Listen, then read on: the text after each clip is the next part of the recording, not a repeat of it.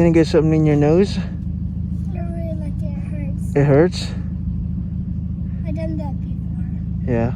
Alright, so we're getting COVID testing.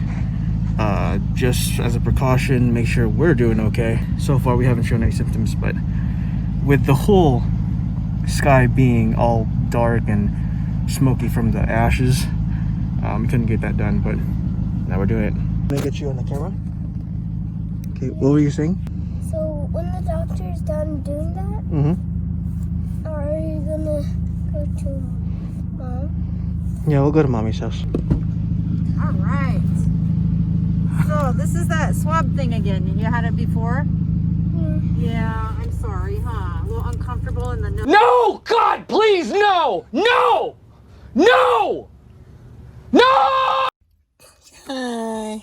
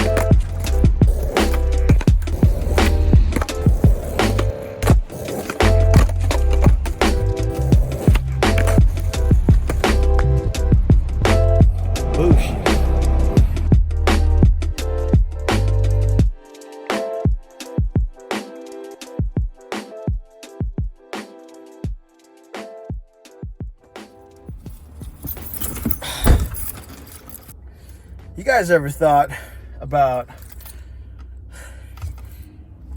the set of tricks that you guys have, right? Now, when you're fierce at skating, you'd think to yourself, okay, I have, say, set like, I don't know, 200 some odd tricks, right? And it's just an example. And then you're trying to keep up with every single trick. See, and it becomes more difficult as you learn more tricks because it's just hard to keep up on, you know? Like even keeping up on 15, like 10 to 15 tricks, you know, having to do them every single day just to try to keep at them. It just got me thinking of the concept of the jack of all trades versus the one who specializes. The one who specializes, in my eyes, specializes in a particular set of things, a trade, and he focuses all of her energy or his energy into that. And like a jack of all trades, for example, or Jane of all trades, would focus on everything, but doesn't get too particularly good at one thing. Although he or she may be able to do everything, it's not that great, really. As the years go on, I'm thinking, okay, each time I'm learning a new trick, I lose a set of tricks. I've spent so much time trying to learn, like for example, that late laser. I spent so much time on it that I've neglected almost every single trick, and even the tricks that are prerequisites to landing that trick. And now I'm having to reevaluate how I skate. That's good, man. That's good, man. So starting today, I'm gonna focus particularly on just the basics. If I can get all my shove-its, all my flip tricks, and all my 180s, just 180s, not 360s or anything like that, just those basic prerequisites, I can pretty much get any trick, as long as I'm comfortable with those. Back 180s, front 180s, you know, all of it. Although they can be quite basic, they are like the foundation of learning a whole bunch of other tricks. And it doesn't take that long to, you know, do straight eights with flip tricks, or even like 180s and whatnot, fakies, nollies, switch, regular. So starting today, since I've battled that heel flip, I used to have heel flips on lock, and now I don't have it. It's just one of those days. But each day I'm going to visit just one trick. So like Monday I'll visit heel flips. Tuesday I'll visit all the heel flip variations, right? Next day I'll visit kick flips, all the kick flip variations. Next day I'll visit the 180s. Next day I'll go switch. Next day I'll go, you know, just basically just focus on that. Try to make it as simple as possible, because trying to tackle all of that in one session it's a monumental task, and it just makes me want to quit skating altogether. So I've lasted this long, so I'm not going to give up on it. And although jack of all trades is cool, you know, being able to do everything, it's not as impressive as someone who is specialized and who could do like some of the gnarliest stuff. Like with Andrew Reynolds, for example. I'm just going to pick Andrew. Or you know what? Better yet, like, who has got really good tray flips? I think, what's his name? Either Chris Jocelyn or Nigel Houston. Nigel Houston, man, he just throws them like he would with just an ollie or a kickflip. It's pretty gnarly. And see, like, even watching interviews and like little clips of Nigel, like he can do tray flips perfect, but he can't heel flip. You know, and he's been working on it too. Like, he can obviously switch heel flip better than he can do regular heel flips. But it's wild how, if you can just specialize on a set of tricks. Granted, you may not do as well when you're playing skate, you know? But in competitions, that's where it's at.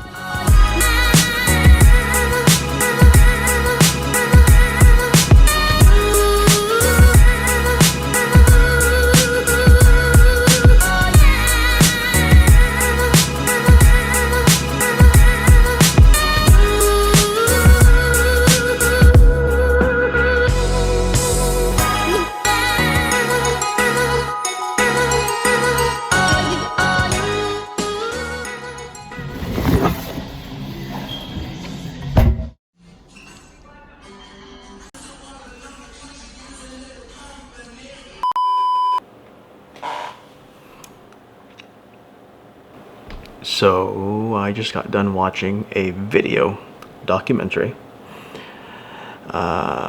which is called The Game Changers.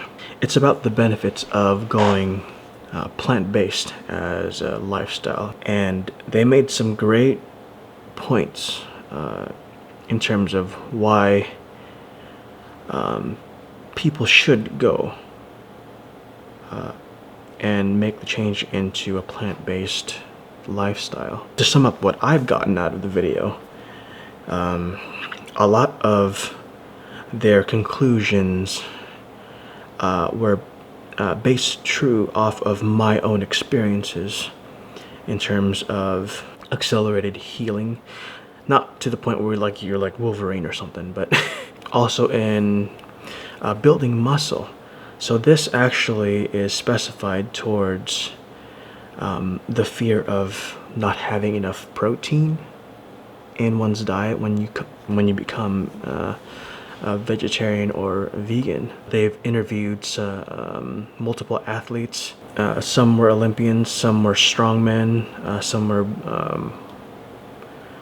I believe they were in the Marines, and they've all had a similar change when they had made a change into a plant-based diet. So I as well had that fear in the back of my mind of, if I wasn't going to get enough of my macros and micronutrients, that my body will begin to fail me. But I did it out of desperation, firstly because I wanted to heal and I wanted to continue skating. And so I just went for it, not really paying attention to the potential dangers that it could have gotten to me. It got that bad. I even, as soon as I initially injured my knee, I cried. Not out of the pain that I experienced, but the fact that I couldn't pick up a skateboard again. This injury, that was my knee, not my shin. When I broke my shin on the ledge that I spoke about several videos ago. It's when I dislocated my knee. When it comes to bodybuilding, I noticed that my recovery time is a lot faster. I'm able to actually grow muscle size, strength, not as much strength as I would like to, but endurance wise is quite up there. The one thing I do notice about endurance and muscle building is that it's a give and take. If you want high endurance, you're gonna have to give up a little bit of the muscle gains, because it just doesn't work out that way. You don't see not sprinters, but you don't see endurance runners or people who do ultra marathons with huge, muscles. And you also don't see like strongmen or bodybuilders who are lean. So they live in a different spectrum. But I want to occupy the middle ground. A decent size, but also have strength as well. But this video definitely opened my eyes to the possibility of the bodybuilding community to adopt this lifestyle, because it just seems so plausible, and it's so sustainable in terms of sustaining it in your own life and sustaining habits which does not affect greatly the external environment, comparing to what has caused environmental changes when raising cattle, dairy products and such. It goes into statistics that are mind-boggling. It's not like a fear-mongering video, it's just a matter-of-fact stuff. And they focus a lot on positive sides of it, instead of like watching video that deals with like, forks over spoons or something that just shows brutality towards animals. It's not fear-mongering. It's more, it shows you a more compassionate side of that whole opening your eyes to veganism or vegetarianism or fruitarianism. So if you guys want to check it out, obviously this is not a paid sponsor. This is just me sharing my thoughts and opinions. It's called The Game Changers. It was made, I believe, in 2019. And it's a great video to check out. If you're on the fence of making the change into veganism, check it out. It's highly recommended. I'm about to lose a few pounds in a matter of seconds. Click that like button. Subscribe. Yeah!